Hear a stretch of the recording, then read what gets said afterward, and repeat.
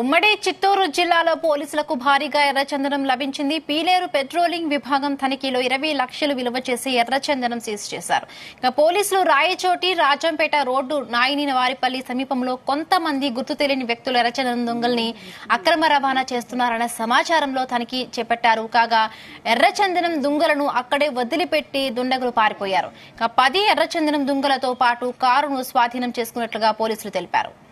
November 1 April 1 urgent పోవాల్సిందేనా?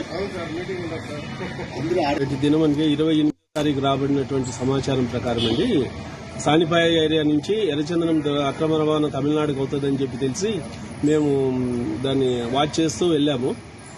Nayanavaripalli Sanipaya దగ్గరలో ఉన్నటువంటి Nayanavaripalli back side ఉన్న క్వారీ దగ్గర లోడ్ చేస్తా ఉన్నట్టు మాకు ఇద్దయింది. మేము దాన్ని ట్రేస్ అవుట్ చేసి దగ్గరికి పోయే లోపల వాళ్ళు ముద్దాయిలంతా పరిగెత్తిపోయినారు.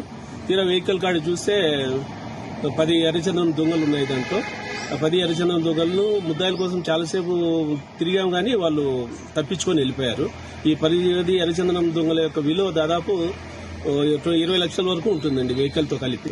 మేము ముద్దాయిల కోసం అయితే తిరుగుతా ఉన్నాము. ఇంకొక పార్టీ సెర్చ్ చేస్తా ఉంది. వాళ్ళని ఖచ్చితంగా పట్టుకుని వాళ్ళపైన డ్రాస్టిక్ యాక్షన్ తీసుకుంటాము. వైఫల్యం ఏం లేదు. ఇక్కడ మేము శాయశక్తిలో ప్రయత్నం చేస్తున్నాం ముద్దాయిలతో సహా పట్టుకోవడం కోసం. అయితే